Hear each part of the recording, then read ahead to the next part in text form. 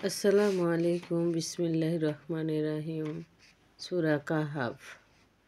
আর আমি এমন নয় যে ভ্রান্তদেরকে সাহায্যকারী বানাবো। সেই দিন বলবেন, তোমরা যাদেরকে আমার শরীক মনে করতে তাদেরকে ডাকো। তখন তারা তাদের ডাকবে, কিন্তু তারা সাড়া দিবে না। তাদের মধ্যে অন্তরায় সৃষ্টি করব। পাপীরা যখন আগুন দেখবে তখন মনে করবে তাদেরকে তাতে পড়তেই হবে, আর তারা বাঁচার জন্য পথ পাবে না। আর নিশ্চয়ই আমি এই কোরআনের মানুষের জন্য নানানভাবে বিভিন্ন উপমা দ্বারা বর্ণনা করেছি, কিন্তু মানুষ অধিকাংশ বিষয়ে ঝগড়াটে। মানুষকে ঈমান আনা এবং তাদের রবের কাছে ক্ষমা চাওয়া বিরত রাখে কেবল এটি যে এখন তাদের কাছে হেদায়েত আসে, তখন তাদের সাথেও পূর্ববর্তীদের মতো আচরণ করুক, অথবা তাদের প্রতি সরাসরি আযাব অবতীর্ণ হোক। আর আমি কেবল রাসূলদেরকে সুসংবাদদাতা ও সতর্ককারী রূপে প্রেরণ করি, সত্যকে বাধ্য করার জন্য কাফেরদের অযথা বিতর্কে লিপ্ত হই। অথচ আমার আয়াত ও সতর্কতার বিষয়ে তারা বিদ্রোহ বিষয় জানিয়েছে।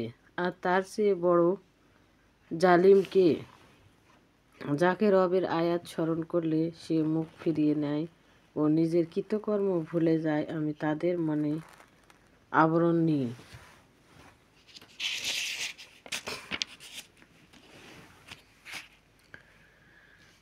আবরণ রেখেছি ও কানে বধিরতা দিয়েছি, যেন তা কোরআন না বুঝে। আর আপনি যদি তাদের সৎ পথে আহ্বান করেন তবে তারা কখনো আসবে না।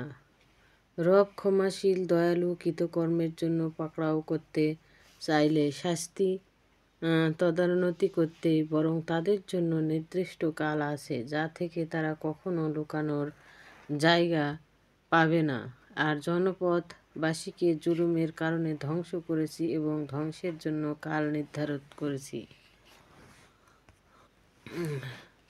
আর যখন মূসা ও যুবককে বললেন, দু সমুদ্রের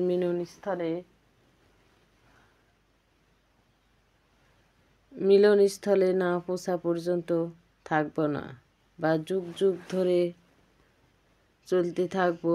চলতে চলতে অভয়ে মিলনস্থলে পৌঁছলে মাছের কথা তারা ভুলে গেল এবং তা সমুদ্রে গভীর পথে চলে গেল। অতঃপর অগ্রসর হলে মূসা যুবককে বলল, প্রান্তরাশ, আর আমরা এক সফরে ক্লান্ত হয়ে পড়েছি। সঙ্গী বলল, আপনি কি লক্ষ্য করেছেন, আমরা যখন পাথরে বিশ্রাম করেছিলাম তখন মাছের কথা আমরা ভুলে গিয়েছিলাম। শয়তানি তাদেরকে তা ভুলিয়েছে। মাছটি আশ্চর্যজনকভাবে সমুদ্রে বাহরি আজাবা আশ্চর্যভাবে পথ ধরে চলে গেল।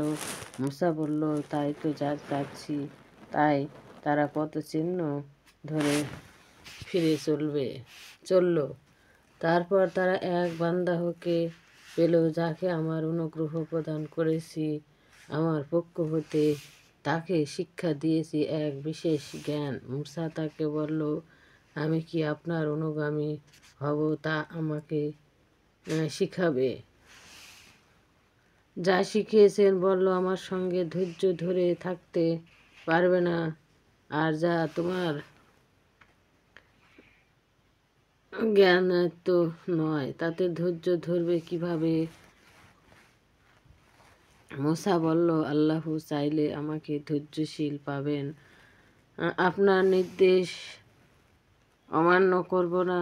বলল, অনুগমন করলে কোনো বিষয়ে আমাকে প্রশ্ন করো না, যতক্ষণ না আমি বলে দিই। অতঃপর তারা অভয়ে চলল। যখন নৌকায় উঠল, সে তা ছিদ্র করে দিল। মূসা বলল, আপনি কি নৌকাটিকে এই জন্য ছিদ্র করলেন যে এর আরোহীদের ডুবিয়ে দিবেন? আপনি নিঃসন্দেহে গুরুতর অন্যায় কাজ করেছেন।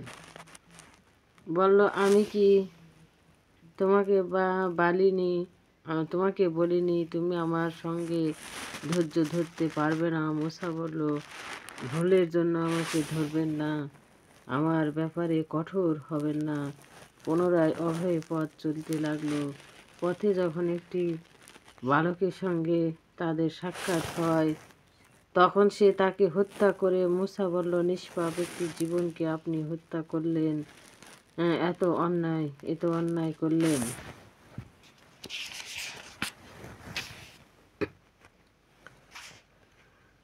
তিনি বললেন, আমি কি বলিনি আপনি কিছুতে ধৈর্য রক্ষায় সক্ষম হবেন না? তুমি বললেন, আর যদি আপনাকে প্রশ্ন করি তবে আমাকে সঙ্গে রাখবেন না। আমার পক্ষ থেকে আপনার নিকট আমার এই শেষ ওসিলা। অতঃপর তারা অভয়ে চলতে চলতে এক জনপদ এসে খাদ্য চাইল। তারা তাদের আতিথ্য অস্বীকার করল। তারা দেখল একটি প্রাচীর ধসে পড়ার উপক্রম হয়েছে। তিনি খিজির তা সোজা করে দিলেন। মূসা বলল, ইচ্ছা করলে আপনি পারিশ্রমিক নিতে পারতেন। তিনি বললেন, আমাদের মধ্যে এটাই শেষ, তবে যে বিষয়ে আপনি ধৈর্য ধরতে পারেননি তার রহস্য আপনাকে জানাবো। যাই হোক, নৌকাটি ছিল কতিপয় মিসকিনের দ্বারা সমৃদ্ধ কাজ করত। আমি তাকে ত্রুটিযুক্ত করতে চেয়েছি, কেননা দেশের রাজার জোরপূর্বক নৌকা ছিনিয়ে নিত, আর বালকটির মাতা পিতা মুমিন ছিল। আমার আশঙ্কা হলো যে সে তার অবাধ্যতা ও কুফরি দিয়ে তাদেরকে বিব্রত করবে। সুতরাং আমি চাই যে তাদের রব তাদেরকে তার পরিবর্তে এমন এক পবিত্র, দয়ালু ও নেক সন্তান দিবেন। আর ওই প্রাচীরটি ছিল শহরের অধিবাসী এতিম কিশোরের, এবং প্রাচীরের নিচে গুপ্তধন পতিত ছিল, আর তাদের পিতা একজন ভালো লোক ছিল। আপনার রব চাইলেন যে তারা যৌবনে পদার্পণ করুক, আর রবের দয়ায় তারা তাদের সে গুপ্তধন বের করুক। আর আমি আপন ইচ্ছায় এই কাজ করিনি। যে বিষয়ে ধৈর্য আপনার ছিল না তার রহস্য এটাই। আর তারা আপনাকে জুলকারনাইন সম্পর্কে জিজ্ঞাসা করে। আপনি বলুন, এ ব্যাপারে আমি তোমাদেরকে বলবো। নিশ্চয়ই আমি তাকে জমিনে ও আধিপত্য প্রদান করেছি ও তাকে সর্বাধিক উপকরণ দিয়েছি। অতঃপর সে অন্য এক পথ ধরল। এমনকি যখন সে সূর্যাস্তের স্থানে পৌঁছল তখন সে তাকে সূর্যকে কালো পানিতে ডুবতে দেখল, এবং সেখানে সে এক জাতিকে পেল। বললাম, হে জুলকারনাইন, হয় তাদেরকে শাস্তি দাও নতুবা তাদের সাথে সৎ ব্যবহার করো।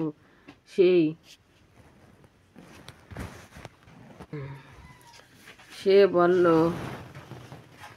অচিরেই জালিমকে শাস্তি দিব। তারপর সে তার রবের কাছে প্রত্যাবর্তিত হবে, তিনি তাকে কঠোর শাস্তি দিবেন।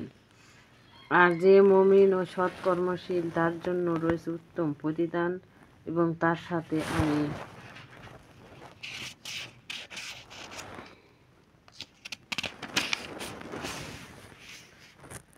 সাথে আমি নম্র কথা বলবো। তারপরে সে অন্য পথ ধরল। এমনকি যখন সে সূর্যোদয়ের স্থানে গিয়ে পৌঁছল তখন সে ওকে এমন জাতির উপর উদীয়মান দেখল তাদের জন্য সূর্যতাপ অন্তরায় করেনি। এটাই তো প্রকৃত ঘটনা। তার বিভ্রান্ত আমার আয়ত্তে। পরে সে অন্য পথ ধরল। অবশেষে সে যখন দুই পাহাড়ের মাঝখানে পৌঁছল তখন সেখানে সে এমন এক সম্প্রদায়ের দেখা পেল যারা কোনো কথাই বুঝতে পারত না। তারা বলল, হে জুলকারনাইন, নিশ্চয় ইয়াজুজ ও মাজুজ জমিনে ফাসাদ সৃষ্টি করে। আপনাকে কি আমরা কর দিব যে আমাদের ও তাদের মাঝে একটি প্রাচীর নির্মাণ করে দিবেন? সে বলল, রব আমাকে যে ক্ষমতা দিয়েছেন তাই যথেষ্ট। তোমরা শ্রম দ্বারা সাহায্য করো, আমি তোমাদের ও তাদের মাঝে প্রাচীর করে দিব। ভিডিওটি ভালো লাগলে অবশ্যই লাইক এবং সাবস্ক্রাইব করবেন। সবাইকে আসসালামু আলাইকুম।